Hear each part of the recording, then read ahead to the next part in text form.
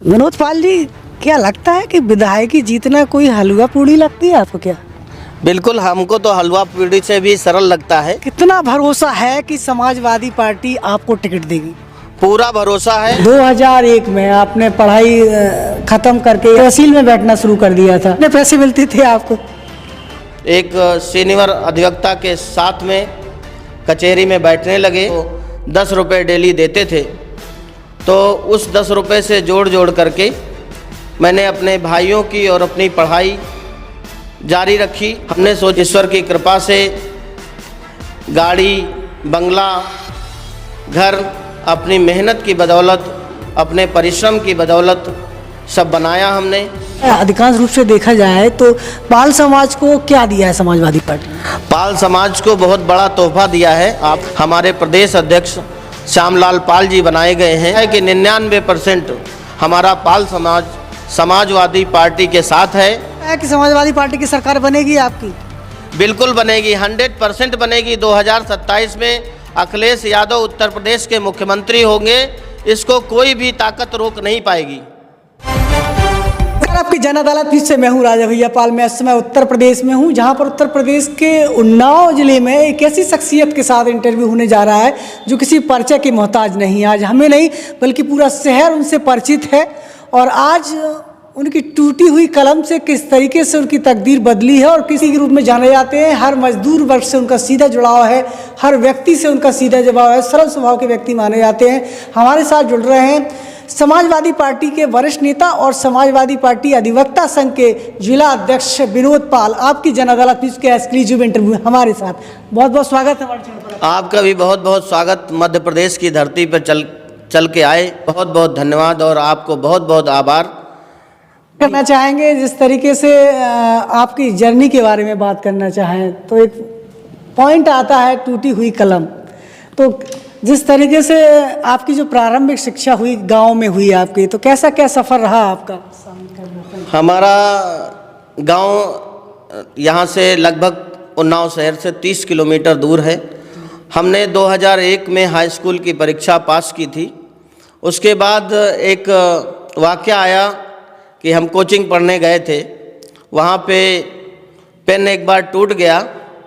उसके बाद फिर हमने पिताजी से पैसे, मम्मी से पैसे नहीं मांगे और हमने ये प्रण और निश्चय कर लिया कि अब घर से पैसे नहीं लेना है। अब हमको अपने पैसे कमा करके ही उससे आगे की पढ़ाई करना है और अपने लिए जो संसाधन पढ़ाई के लिए चाहिए वो अपने पैसे से ही उन साधन जुटाने हैं। जी, 2001 में आपने पढ़ाई ख़त्म करके तहसील में बैठना शुरू कर दिया था। तो उसमें उस समय कितने पैसे मिलते थे आपको? वाकया ये है कि 2001 के बाद फर्स्ट ईयर की परीक्षा पास की। उसके बाद इंटर में आए। इंटर में 2003 और 2004 में लगातार मैं 2 बार फेल हो गया। फेल होने के बाद फिर हमने पढ़ाई को छोड़ दिया, क्योंकि हम उन्नाव में भी हमारा बड़ा परिवार था, 5 भाई थे, 2 बहन थी, तो उनका खर्च और उनकी पढ़ाई की व्यवस्था भी देखनी थी हमें को। इसलिए हमने 2004 में एक सीनियर अधिवक्ता के साथ में कचहरी में बैठने लगे। उसके बाद जो भी वहाँ से हमें 10-5 रुपये उस समय फ़ीस मिलती थी, क्योंकि और जिस दिन फ़ीस उनको मिलती थी उसी दिन हमको 10 रुपये डेली देते थे। तो उस 10 रुपये से जोड़ करके मैंने अपने भाइयों की और अपनी पढ़ाई जारी रखी। हमने सोचा कि अब ये 10 रुपये से काम तो नहीं चलेगा, अब हमें कुछ और करना होगा। तो फिर एक साथी थे हमारे, उन्होंने कहा कि तहसील में जो प्रमाण पत्र बनते हैं उनका जून जुलाई में अच्छा काम रहता है, तो उससे वहाँ से हलफनामा और वहाँ के फार्म भर करके कुछ अच्छे पैसे कमाए जा सकते हैं। तो फिर उनके साथ में मिल कर के मोटरसाइकिल पर अपना एक बैग ले कर के वहाँ सबके फार्म भरने और कुछ फार्म बेचे। इस इस तरीके से सिलसिला धीरे धीरे चलता गया। 2015 में हमने LLB कंप्लीट कर ली। फिर इस बीच 2005 से 2010 तक का जो सफ़र रहा वो हमारा सदर तहसील में गुजरा, और 2015 के बाद फिर हम कचहरी वापस आ गए और अपना एक बस्ता अलग बनाया। चूँकि 2004 से 2015 तक की हमारा जो अनुभव था वो हमारे काम आ रहा था, इसलिए 2015 में हमने अपना अलग बस्ता बनाकर अपना काम कचहरी में चालू किया। धीरे धीरे बढ़ते गए, लोग जुड़ते गए और कारवां आगे बढ़ता गया। हम 2015 से 2025 आज है, इस बीच में लोगों का इतना लगाव और जुड़ाव हो गया, इतना काम हो गया कि ईश्वर की कृपा से गाड़ी, बंगला, घर अपनी मेहनत की बदौलत, अपने परिश्रम की बदौलत सब बनाया हमने। आपने समाजवादी पार्टी ज्वाइन क्यों की? समाजवादी पार्टी के विचारधारा से मैं पहले से भी प्रभावित था और हमारी इच्छा थी कि पार्टी अगर कोई जिम्मेदारी देगी तो हम उसका ईमानदारी से और मेहनत से उस पार्टी के जो दिशा निर्देश होंगे उनके अनुरूप काम करूंगा। और इसी कड़ी में अभी हाल ही में हमारे जिला अध्यक्ष एवं पार्टी के राष्ट्रीय अध्यक्ष, प्रदेश अध्यक्ष ने सब ने मिलकर हमें उन्नाव जनपद का अधिवक्ता सभा का जिला अध्यक्ष घोषित किया है। मैं उनको शुक्रिया, धन्यवाद और जीवन भर उनका आभारी रहूँगा। आपको लगता है कि पिछड़े वर्ग के लिए समाजवादी पार्टी उनके अधिकारों की लड़ाई लड़ती है और उनको सम्मान देती है? आपको लगता है? अधिकांश रूप से देखा जाए तो पाल समाज को क्या दिया है समाजवादी पार्टी? पाल समाज को बहुत बड़ा तोहफा दिया है। आपको जानकारी दे दें, अभी हाल ही में हमारे प्रदेश अध्यक्ष श्यामलाल पाल जी बनाए गए हैं और उनके प्रदेश अध्यक्ष बनने के बाद हमें लगता है कि 99% हमारा पाल समाज समाजवादी पार्टी के साथ है। और समाजवादी पार्टी सदैव पिछड़ों की पार्टी रही है। धरती पुत्र स्वर्गीय मुलायम सिंह जी ने भी पिछड़ों की यहाँ प्रदेश से लगाकर देश की संसद तक बात उठाई और वो पिछड़ों के हितैषी रहे। आपको पार्टी ने अभिभाषक संघ का जिला अध्यक्ष आपको नियुक्त किया है समाजवादी पार्टी की तरफ से। अभिभाषक संघ के लिए क्या कुछ करेंगे आप? अधिवक्ता संघ के लिए हम बहुत कुछ करना चाहते हैं। आपको एक वाकया बता दें कि एक बार लालू प्रसाद रेल मंत्री बने तो उन्होंने कुली जो हमारे रेलवे स्टेशन पर लोगों को सामान ढोने का काम करते थे उनको रेलवे विभाग में परमानेंट कर दिया। तो कुछ ऐसी ही सोच चल रही है कि जब हमारी समाजवादी पार्टी की राज्य में सरकार होगी तो हमारे जूनियर अधिवक्ता और सीनियर अधिवक्ताओं के लिए कुछ ऐसी व्यवस्था करेंगे कि वो कभी असहाय होने के बाद भी उनके घर का खर्च और उनकी सब सुविधाएं उनको मिलती रहें। ऐसी कुछ प्लानिंग हमारे दिमाग में चल रही है और मौका मिलते ही उसका पालन होगा। समाजवादी पार्टी यदि आपको मौका देती है तो क्या कुछ करेंगे? पार्टी क्यों मौका दे आपको? पहले तो ये क्वेश्चन का जवाब दीजिए आप। देखिए, तमाम तरीके के नेता होते हैं, लेकिन हमारी जो सोच है, जो हम करते हैं, क्योंकि हम ऐसे गिर करके ज़मीन से उठे हैं कि जिनके साथ हमारा लगाव है, जुड़ाव है, वो दिल से है। और पार्टी अगर हमें टिकट देती है तो हम बिल्कुल जीत कर आएंगे, ये हमें पूर्ण विश्वास है। विनोद पाल जी, इस समय आपकी जन अदालत न्यूज़ पर जुड़े हुए हैं। पार्टी यदि मौका देती है तो वो चुनाव जीत कर बताएंगे, ये बयान उन्होंने आज आपकी जन अदालत न्यूज़ के इंटरव्यू में हमें दिया है। आपको लगता है कि समाजवादी पार्टी की सरकार बनेगी आपकी? बिल्कुल बनेगी, 100% बनेगी। 2027 में अखिलेश यादव उत्तर प्रदेश के मुख्यमंत्री होंगे, इसको कोई भी ताकत रोक नहीं पाएगी। तो जो पहले भी समाजवादी पार्टी की सरकार कहती थी कि हम सरकार बना रहे हैं, लेकिन लगातार चुनाव हार रही है पार्टी आपकी। देखो, सबका समय बदलता है और सबका समय आता है। अब समय बदल चुका है, लोग समझ चुके हैं कि इनके झूठे वादे और इनके जो जननीतियां हैं उनको प्रभावी ढंग से लागू न करने के कारण लोग इनसे बहुत ज़्यादा सत्ता पक्ष से नाराज़ हैं। इसलिए हमारे पीडीए का कारवां जो है वो आगे बढ़ रहा है और हमारी पार्टी 2027 में सरकार बना रही है। पूर्ण भरोसा है, पूर्ण विश्वास है। आपको नहीं लगता कि इस समय योगी जी अयोध्या में राम जी को लाए हैं तो जनता क्या भुला देगी उसको? इसी का उदाहरण है कि वहाँ से अवधेश प्रसाद जी सांसद हुए और जनता ने इनको ऐसा नकार दिया है कि जो झूठा वादा करते थे कि हम राम लला को लाए हैं और लोग हमको लाएंगे, लेकिन उन लोगों ने इनको नकार दिया और निकाल कर फेंक दिया। इन्होंने डर के कारण उपचुनाव नहीं कराया वहाँ पर। अब उपचुनाव मिल्कीपुर में होने जा रहा है। अब हमारी पार्टी के जो विधायक प्रत्याशी हैं वो चुनाव जीत कर आ रहे हैं, ये पूर्ण भरोसा है। आपको लगता है कि पार्टी अध्यक्ष श्यामलाल पाल,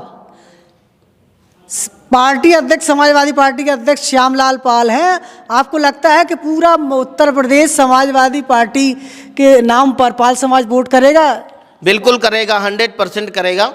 लोगों ने मन बना लिया है, क्योंकि जो संविधान विरोधी सरकार होगी उसके साथ कोई नहीं जाएगा। हम संविधान के साथ और संविधान के हितैषी हैं, संविधान के मानक पर काम करते हैं। इसलिए पूरा पाल समाज समाजवादी पार्टी के साथ वर्तमान में है और रहेगा। तो अब हम उन्नाव शहर की तरफ चलेंगे और दिखाएंगे आपको कि उन्नाव शहर कैसा है और तमाम समस्याओं पर सवाल विनोद पाल से करेंगे। जुड़े रहिए हमारी इस यात्रा पर। एक सवाल करना चाहेंगे, जिस तरीके से जो 2027 की आपकी तैयारी चल रही है, आपका ये सपना तो नहीं रह जाएगा कहीं? नहीं, ये सपना नहीं है, सपने को हकीकत में बदलना है और हम लगातार उसी पे काम कर रहे हैं। रात दिन कोशिश कर रहे हैं लोगों के बीच में जाना, लोगों की सुख दुख में शामिल होना और उनकी सेवा कर रहे हैं। बनाए हुए हैं, कचहरी में भी हमारे 2 बस्ते हैं, दोनों जगह मैं बैठता हूँ, टाइम देता हूँ। सैकड़ों लोग जो हमारे क्लाइंट भी हैं, हमारे दोस्त भी हैं, हमारे शुभचिंतक भी हैं, हमारे सपोर्टर भी हैं, उन लोगों से लगातार हमारी मुलाकात होती रहती है। सबके साथ मेरा अच्छा व्यवहार रहता है और हम सब की सुख दुख में शामिल रहते हैं। हमारा जो जुड़ाव है वो अलग तरीके का लोगों के साथ है। हम हवाई जुड़ाव नहीं रखते हैं, हम जिसके साथ भी जुड़े हैं, हम लगातार इतने दिन से काम कर रहे हैं। तो जो हमारे क्लाइंट थे, जिनका हम काम करते थे, आज वो सब हमारे दोस्त बन चुके हैं और कई जगह हम उनके साथ पार्टनर भी हैं। कई व्यापार में, कुछ प्रॉपर्टी का भी अपना काम चलता है, उसमें भी पार्टनर हैं। नया भी हमने शोरूम नयागंज कानपुर में खोला है, वो भी पार्टनरशिप में है। तो इस तरीके से लोगों के साथ जो हमारा जुड़ाव लगाव है वो अलग तरीके का है, दिखावा मात्र नहीं है, वो हकीकत में लगाव है। हमारी जो लाइफ स्टाइल है वो अलग तरीके की है। हम सुबह 7 से 8 बजे हमारा जिम जाना रहता है, शाम को 10 बजे के आसपास घर पहुंचते हैं। उसके बाद 2 घंटे 2.5 घंटे हमारा समाज पर चिंतन और अपने जो हमारे कानूनी ज्ञान है उसको मैं किताबों के माध्यम से ग्रहण करता हूँ। पाल जी, क्या लगता है कि विधायकी जीतना कोई हलवा पूड़ी लगती है आपको क्या? बिल्कुल, हमको तो हलवा पूड़ी से भी सरल लगता है, क्योंकि जो जनता की सेवा के लिए समर्पित होता है उसके लिए सब आसान होता है। आपको नहीं लगता है कि कई बार पिछले चुनाव में सवाल उठे थे कि वो तो साहब ईवीएम को हैक कर लिया गया, तो कहीं ऐसा कुछ हो गया तो आपका ये सपना रह जाएगा? देखो, ये जादुई सरकार है और ये केंद्र में और सत्ता में बने रहना चाहती है। ये उसके लिए सारे हथकंडे अपनाती है, लेकिन इस बार पब्लिक ने नकार दिया है और अब दोबारा इनकी सत्ता में वापसी हो पाना टेढ़ी खीर है। इस शहर के लिए करना क्या कुछ चाहते हैं आप? शहर के लिए हम सबसे पहले तो हमारे शहर में महिला डिग्री कॉलेज नहीं है। अगर कभी मौका मिलता है तो सबसे पहले हम विधानसभा या लोकसभा में जहाँ भी अवसर मिलेगा इसकी बात उठा करके सबसे पहले महिलाओं को और अपनी बहन बेटियों के लिए डिग्री कॉलेज की व्यवस्था कराएंगे। बिल्कुल। कितना भरोसा है कि समाजवादी पार्टी आपको टिकट देगी? पूरा भरोसा है और पूरा विश्वास है। समाजवादी पार्टी हमें सदर विधानसभा से विधायक का चुनाव लड़ाएगी और अगर ऐसा वो करते हैं तो मैं भी पूरी कोशिश करूंगा कि उनको ये सीट जीत कर दूँ। जी, एक सवाल करना चाहेंगे आपसे। आपको तो 10 रुपये मिलता था उस समय जब आप तहसील में नौकरी करते थे, मुंशी के तौर पर बैठते थे। आज इतनी सारी प्रॉपर्टी कैसे इकट्ठी कर ली आपने? देखिए, पैसा तो हम नहीं कहते हैं कि बहुत है, लेकिन कोई व्यक्ति जब अपने कार्यों में छोटे छोटे मसलों को निपटाना चालू करता है और कार्य में अपनी तब्दीली करता है तो अपने आप वो कार्य और अपने व्यवहार से वो व्यक्ति अमीर और पैसे वाला बन जाता है। तो इतना पैसा है आपके पास कि आप सीधा विधायक का चुनाव लड़ने जा रहे हैं? एक टूटी हुई कलम थी आपके पास, 10 रुपये आपको मिलता था। आज 2025 में इतना पैसा है कि आप चुनाव विधायकी के लड़ पाएंगे? उसमें तो करोड़ों रुपए खर्च होता है। देखिए, बहुत ज़्यादा पैसे की हमारे हिसाब से ज़रूरत नहीं होती है।